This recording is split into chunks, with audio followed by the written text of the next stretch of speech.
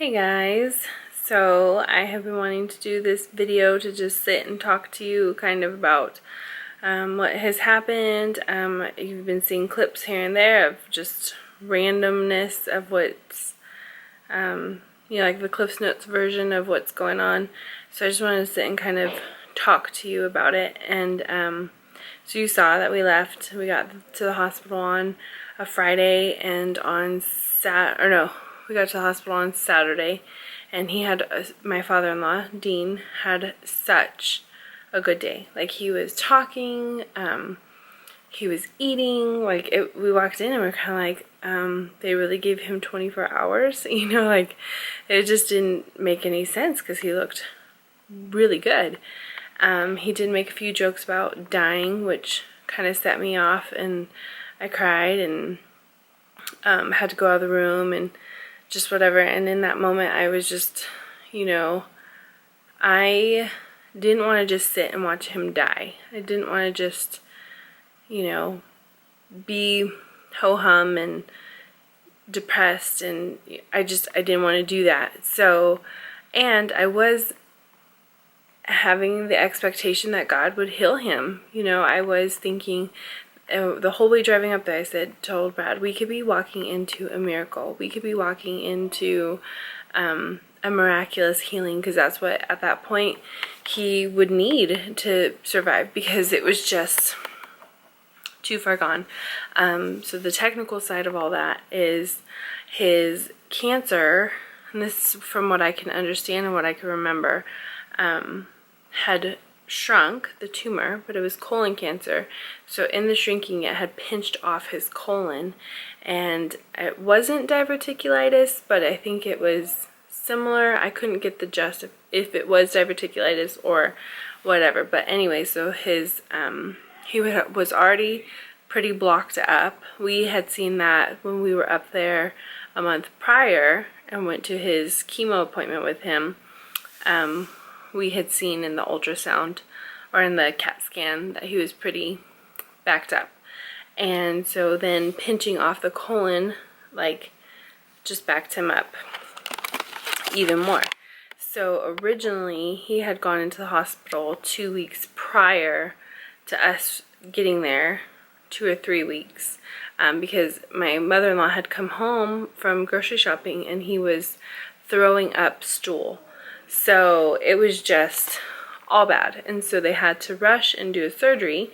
But since in his 30s he had diverticulitis, where they would normally do a surgery to put the colostomy in and clear him out, was scarred and they couldn't use it. So they had to go into his small intestines to do the colostomy, and so they pumped out all the excess, had a colostomy in the small intestines, but what ended up happening was he had a short gut. So what that meant was there was not enough time for the body to absorb nutrients by the time it entered to the time it went out into his colostomy bag, and he was outputting far more than they could input. So he was being sustained through IVs. He was eating normally, but what was sustaining him was IV fluids and the medicines. They were giving him like a protein something, all kinds of stuff they were putting in his IV to sustain his life, because he was becoming severely malnourished. I don't know if you guys could tell in just a few video clips that you saw of him, he had lost like 60 to 80 pounds at that point, and just looked like a completely different person. But even in saying that, he looked different, but he still had color, he still had his personality, his eyes were still real bright, and it was just, we were kind of stumped.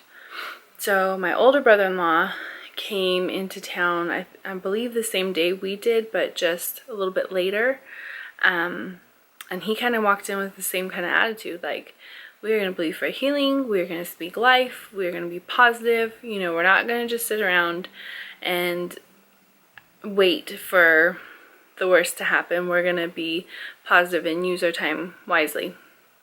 So that was all really good. And I can't remember if it was Saturday. I believe it was Saturday evening, a bunch of people from the church, their church. He was the pastor of the church in McDowell. It's a really small town, like 300 people, and he had a church of like 60. So hit most of the town, went to his church, and if they didn't go to church, he was very active in the community. So they knew him from basketball games or whatever. So it was a Saturday afternoon, and everyone wanted to come and see him. And, you know, it had gotten around that the doctors were giving him really little time. So everybody wanted to come pay their respects and talk to him and whatever. And so it ended up my father-in-law, Dean, was like, yes, you're right. We are going to speak life. We're going to believe for healing. We're going to believe God's plan for my life. And he requested worship music. Good Father was one of his requested songs. And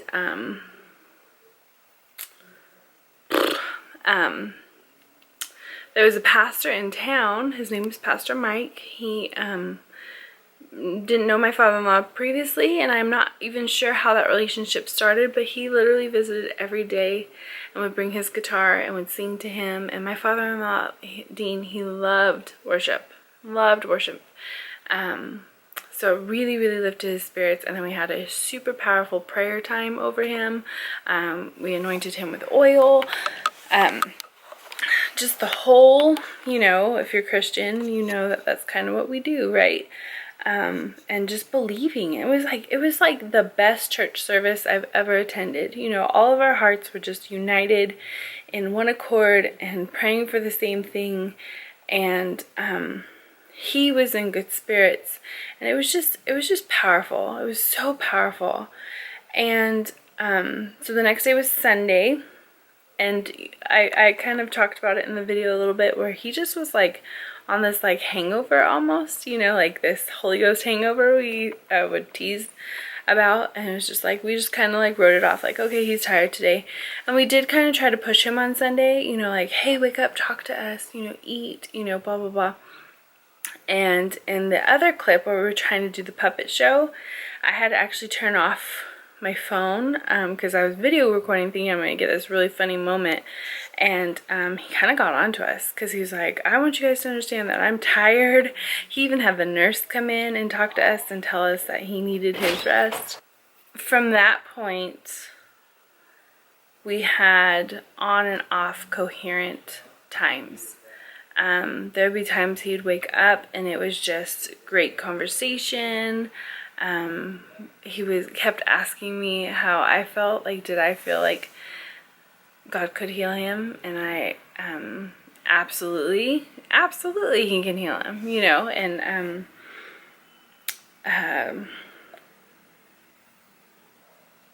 one of the things that's still really hard for me is he kept saying that he wasn't done, you know. He wasn't wanting to go because he wasn't done with his work here. And he kept saying it, I'm not done, you know, because we kept asking him, are you still fighting, because I mean, I believe that half the battle is in our mind, you know. And if he was giving up mentally, there wasn't much we could do about that. So we kept asking if he was fighting, and you know, they would say his output needs to be at this number, and sure enough, the next day it would be at that number. Well, he needs to do this, and it would happen, you know. Like, there were so many little improvements along the way that we were very hopeful. We were very like, okay, this is gonna happen. But we would see him kind of slip into like a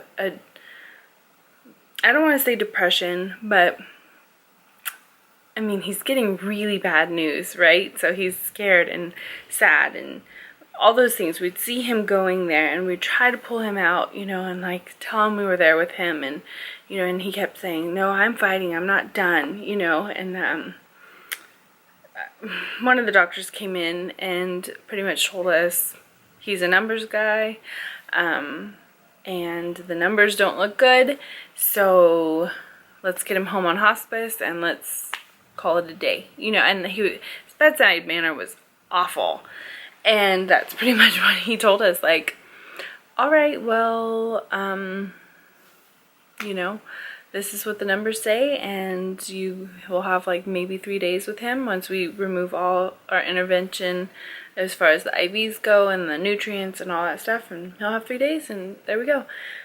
And somebody I think it was my older brother-in-law, said, well, that's what you believe, but we believe in God and we believe in his plan, and that's fine. We're gonna agree to disagree.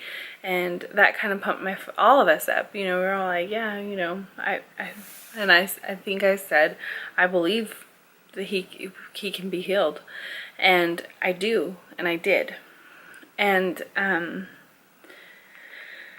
so sure enough, his output was exactly what the doctor said it needed to be the next day, which was hilarious, you know. And I just kept thinking, okay, maybe he's going through all this to witness to the doctors that are being so negative and, you know, blah, blah, blah. His oncologist, my father-in-law's oncologist, came almost, I think he probably came like 4 or 5 times when we were there, and we were there for a total of 2 weeks. And he was just amazing. Like, he had no dog in the fight at that point. It was all the nutritionists, the gastro surgeons, you know. He had no, until my father-in-law was going home healthy, the oncologist had nothing to do. Like, we're not going to treat the cancer if he can't hold in nutrition. So just the fact that he showed up was really, really cool.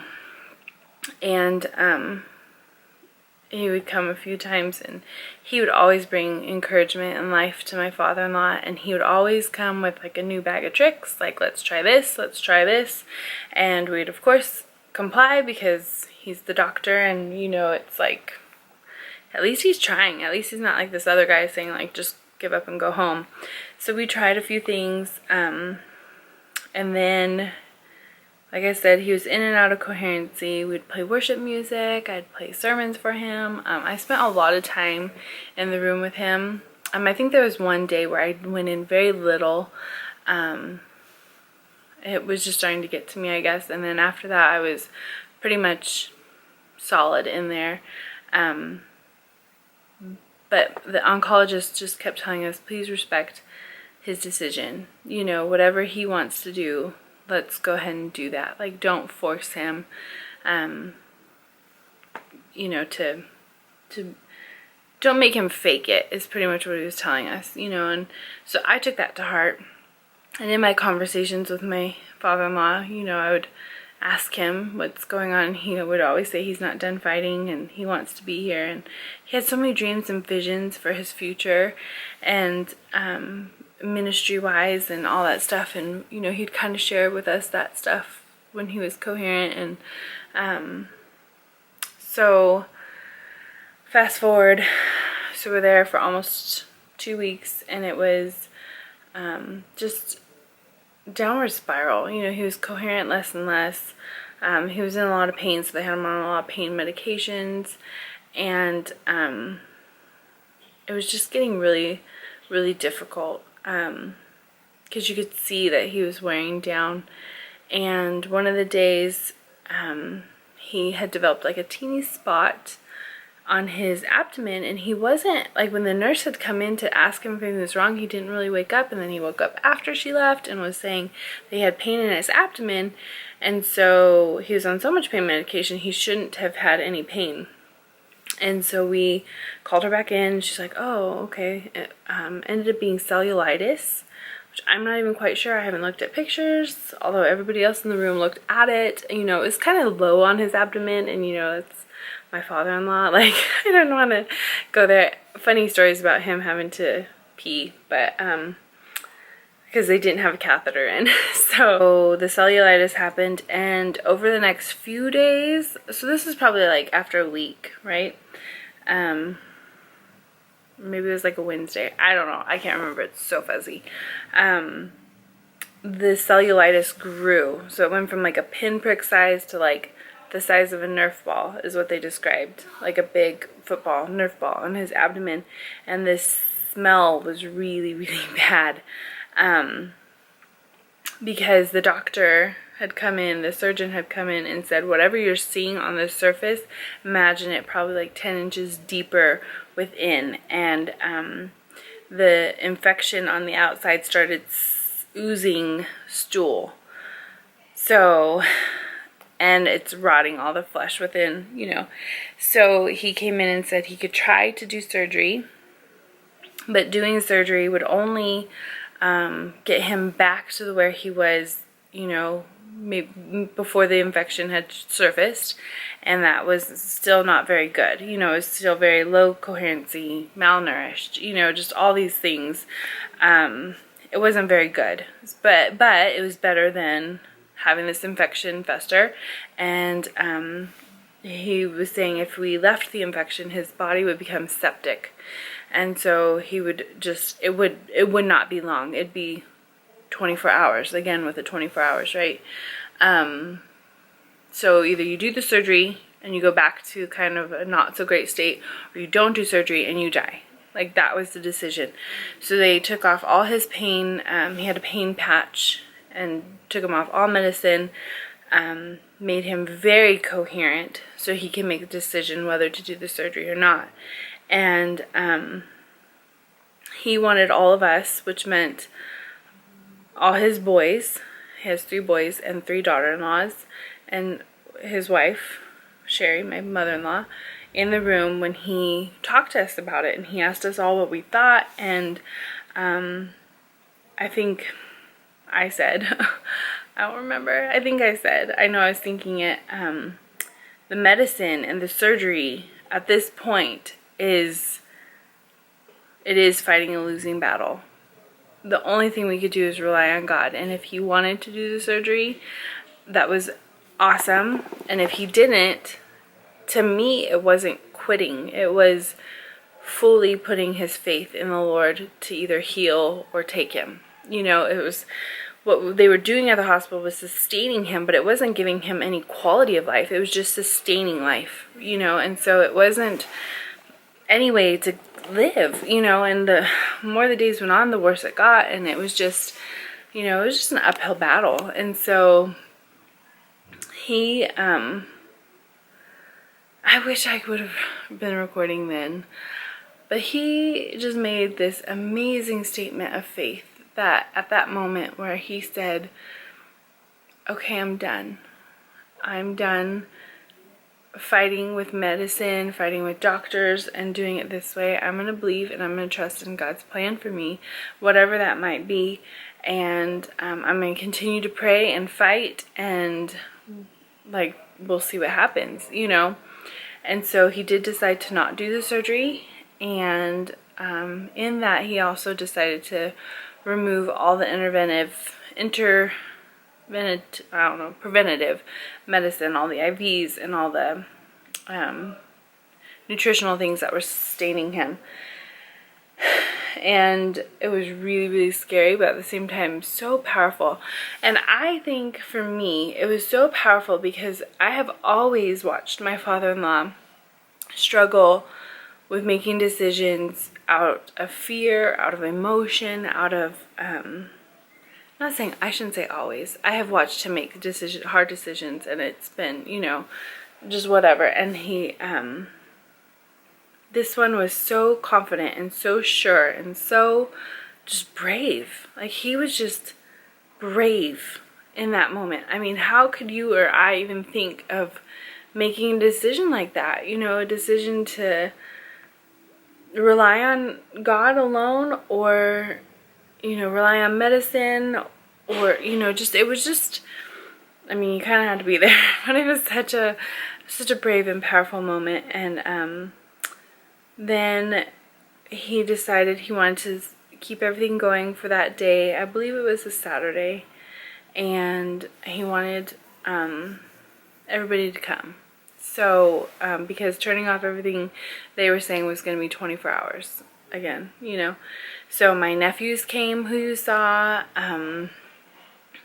my sister-in-law, I think she was already there. Like I said, guys, it's so blurry. But anyway, they all came with their kids. My brother-in-law who lives there, his kids came, and we were able to FaceTime with our kids. And in essence, he was giving his goodbyes, like, just in case, you know. And so he had all of us one by one.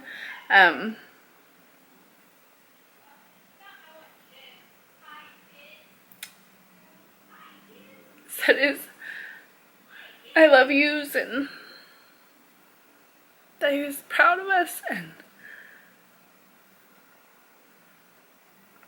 take care of the babies. And I said, but you're gonna be here for that. Because I was still fully believing that God would heal him.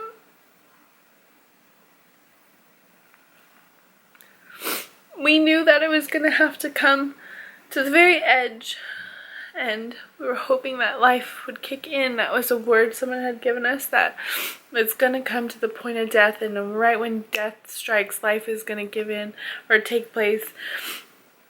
And so I just didn't want to hear it, you know. The smell in the room got worse. He was very, very, very rarely coherent. He was sleeping with his mouth open, so it'd be really dry. So anytime he'd want to talk, we'd have to give him a drink of water, and you know, we were still praying. That Pastor Mike still came every day, and we did songs and music with him. He would respond to us if we talked to him. Like one of the times we were praying for him, and we said he'd be dancing, and I had my hands on his feet, and he moved his feet, and he would kind of like groan, but not in a painful groan, just kind of like make a noise. And like I said, the smell was very bad, and he looked very bad. Sometimes he'd be sleeping with his eyes open, so it kind of looked really creepy. So the boys started having the boys being his sons, had a hard time coming in, and I just, you know, I kind of took it as like an honor to be there for him. And so anytime my mother-in-law needed a break, or if she just needed someone to sit in there with her, I kind of held down the fort. Brad left the hospital maybe twice in the 2 weeks. I did leave the hospital more because I kind of wanted to take care of my mother-in-law as well. So if she would leave, I would go with her if she needed me to, and I would stay the night with her. The cancer center was right next door, and they provided us a room for like the last, I think it was a full week. They thought he would be gone sooner, but it ended up being a full week. So it was literally a minute away from the hospital, and we could walk there if we wanted to. And so she would go over there to sleep at night, and I would go with her, or my other sister-in-law would go with her, and I would stay at the hospital in the room with my father-in-law. And I probably left 4 times out of the 2 weeks. We would take showers. People, some family members had gotten hotel rooms, so we would go take a shower during the day, like when, you know, change shifts. So it was like camping, but worse, you know. And we'd sleep with chairs turned into each other, sleep on the floor, sleep wherever we could. I did sleep in the room more often, which was just a different experience in itself. But I was in there and the oncologist had arranged it so we could stay at the hospital instead of taking him home on hospice. They live in a parsonage, which is the house that the church owns, and it just would be kind of hard because the next pastor would have to come in and live in the house that my father-in-law passed away in, you know, now knowing that. And the infection would have been way more than what we could have handled. It just, at the end, we were all so thankful that we were able to stay at the hospital, because what the nurses were having to do, we would have had to do, and it got really, really difficult. They ended up putting in a catheter, so he was just, you know, just kind of there. He'd wake up now and then, and he'd always wake up and be like, what happened, you know. Or one time he woke up, he was like, oh, I needed to get a speaker for Sunday. And one of the times we were trying to see how coherent he was and asking questions. Brad was asking questions like, what are you, a lawyer, you know? So he had his sense of humor literally till the very end. Like he was making us laugh, you know, and just his wit, you know, he had it till the very, very end. But anyway, I was in there when the nurse had come in and kind of described what was going to happen as things shut down. And one of the things she had mentioned was a death rattle. And I don't know if any of you have ever heard of that, but I guess your body starts secreting more mucus and it gets caught in the throat because you're not really swallowing or doing anything, and it sounds like a rattle. And I think it was Tuesday night, whatever, the 25th. He passed away on the 26th of May. On the 25th at night, I had been out eating dinner and just kind of taking a break while other people were in the room, and so it was like my shift. And so I walked in the room and I heard the rattle, and I walked I almost sprinted out of the room and texted my mom and my sister and was like, I can't do this. You know, I had been, as things started looking like we weren't going to come out of that hospital with him, I kept texting for prayer for strength. And mind you, my mom had been here for 2 weeks at the house with the kids. My sister was helping a ton. And it was just, I mean, our church family was praying for us and supporting us. Like, I could not have asked for a better support system in that time. I literally felt released to just be there and be there with my father-in-law in his last days. And it was just an amazing, amazing feeling to feel that love and support. Like, it was just a crazy, crazy experience in itself. But I texted him, please pray for me because I don't think I could do this. And it was, Brad and I were going to stay the night that night. That was the decision. My other brother-in-law actually had all his kids. So one brother-in-law lives there, Corey, and so he had to go home to his kids. His kids hadn't really seen him. You know, he really was like a guard dog and stayed at the hospital all the time. And then my other brother-in-law who had flown in, his whole family had flown in as well, so he was like, they need to not sleep in the hospital. So they had gone to his in-laws' house, which were about an hour away in McDowell, and we were in Klamath Falls the whole time. And so it was Brad and I's turn to stay the night. So we were going to stay the night, and I heard that sound and it scared me. Brad ended up sleeping in the waiting room, and I slept in the room with my mother-in-law in my father-in-law's room. And we just, you know, it was a peaceful night. Like, it was very peaceful. But every time I'd wake up, I'd hear that sound. And then one of the times the nurse had come in to try to suction out his throat. And then at 3:40, I woke up to go to the bathroom and told him I loved him as I walked out, and went to the restroom, went to check on Brad, and I was actually, Brad's aunt had come, that had woke me up. Brad's aunt had come back from the hotel to take an early morning shift, and so Brad and I were gonna go take showers and stuff, and so I went into the waiting room where he was sleeping, and I actually like started to cuddle in and maybe fall asleep for a little bit. And at 3:50, he took his last breath. And I could hear when I had left the room that it was very shallow. And in my heart, I thought I could handle being there as he passed. But I knew deep down I couldn't. So in a way, I'm really thankful I had left the room for that moment. But I'm so thankful that I was at the hospital and in the room within seconds of him passing. And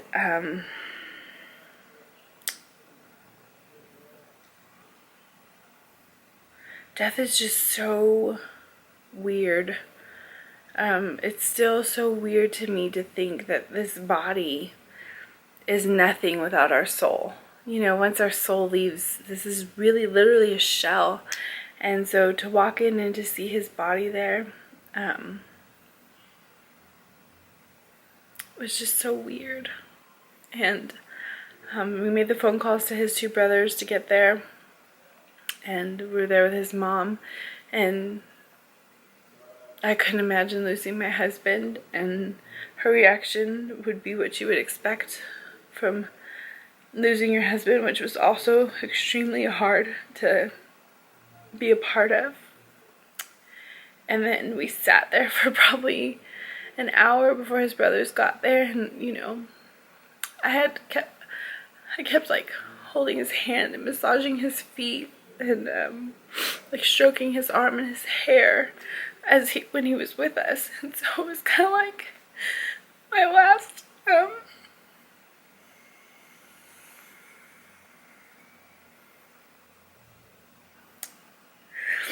and I just sat there, and honestly, the moment I saw him, that song came in my head, Good Father, because for me, he was such a good father-in-law, you know.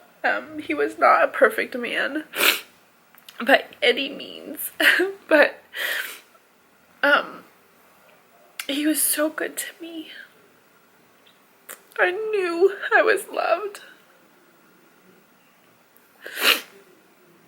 I knew he was happy to see me when I came in the room. You know, I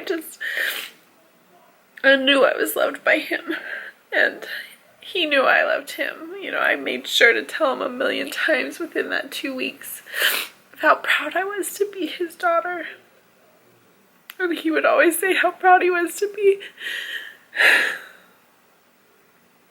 my dad.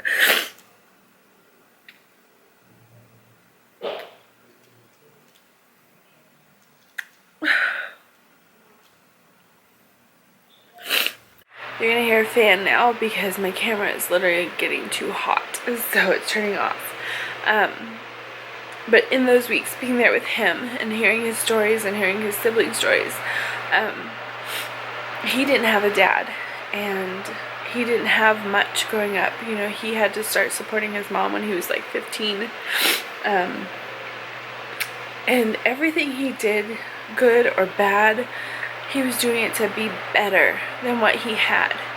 And I really got that from those 2 weeks, was that it kind of canceled out anything bad he had done, you know, or any just things that we weren't happy with got canceled out, because he really did. He tried to be better, you know. Even in going, he tried to be so strong for us, and the prophecy that we had gotten that it would come to death and life would kick in, it came true. He's alive in heaven, you know, and he is in no pain. He is healed. He is in a brand new body that has no pain, no disease, and he's happy, you know. For a believer, death is not a punishment. And I kept trying to remind myself of that. And, you know, somebody had said, well, what if God doesn't heal him? And I said, well, would God be any different? You know, it's the same God. It's the same God who can and does heal. And it's the same God who promoted my father-in-law to heaven. You know, it's the same. It's his plan that sometimes we don't understand, but it's always a good plan. And I am at such peace that he is in heaven and that he is happy. Watching someone suffer the way he did, even though it was only 2 weeks. I know people who've suffered way longer. Kind of cured me of the fact that I wanted to selfishly keep him, you know. If that was the way he was going to live the rest of his life, with colostomy and IVs, who wants that, you know? So I would much rather him have a healthy whole body in heaven. It is really hard. I miss him a lot. We came home and got busy, so it wasn't until a couple days ago we were getting ready for VBS, and I was just thinking, man, we need to Skype them, because we try to Skype my in-laws, you know, at least once a month, and it was we hadn't seen them in a while, and it just came to my head, oh, we should Skype. And then I was like, oh, he won't be there, you know. And just seeing pictures on Facebook that my family is posting, and just different things. I preached at VBS on Tuesday, and it kind of went all bad, and those are kind of things that I always wanted to hear him tell me it was okay. And it's just hard. It's gonna be hard for a little while.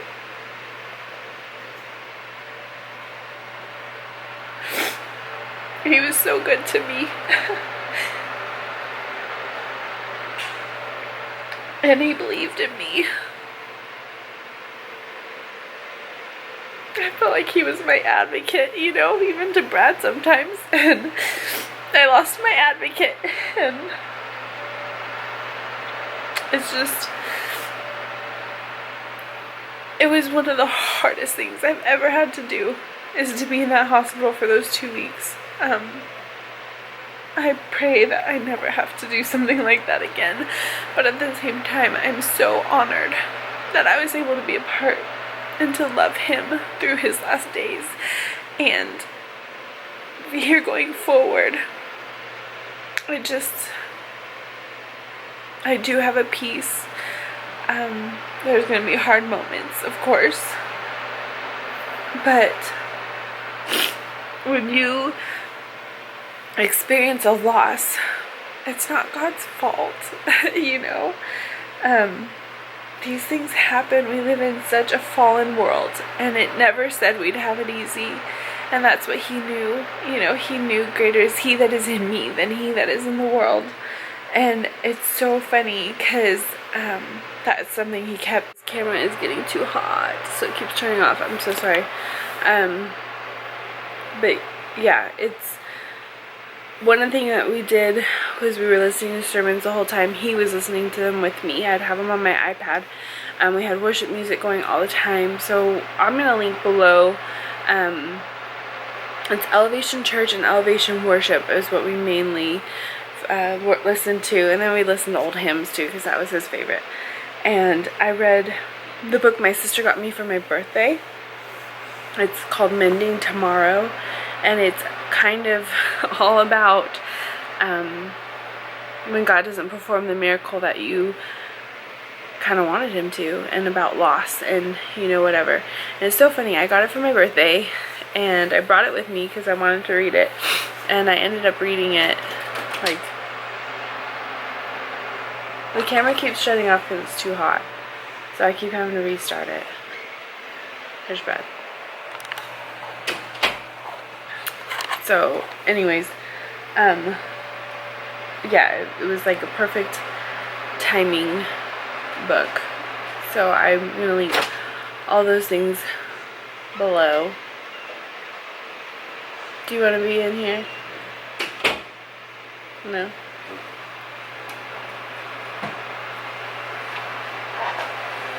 But I would just say,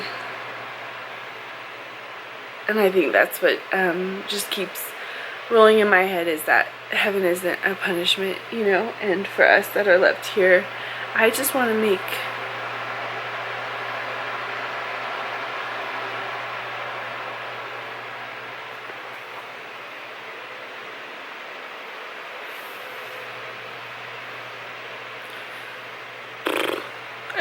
him proud.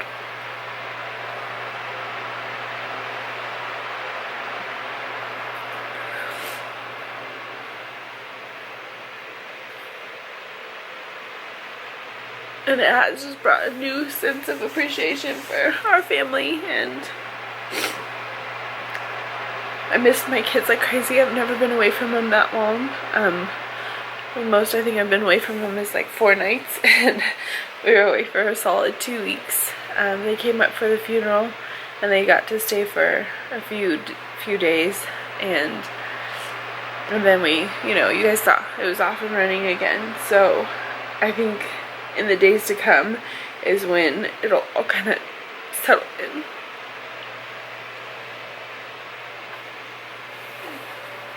But he is a good God. And just because he doesn't perform a miracle doesn't mean he's not good. And I just hope that we can bring honor to the whole situation. So I think that's it. I think that's all my camera can handle. So we'll talk to you guys in our next video. Super depressing. Okay, bye.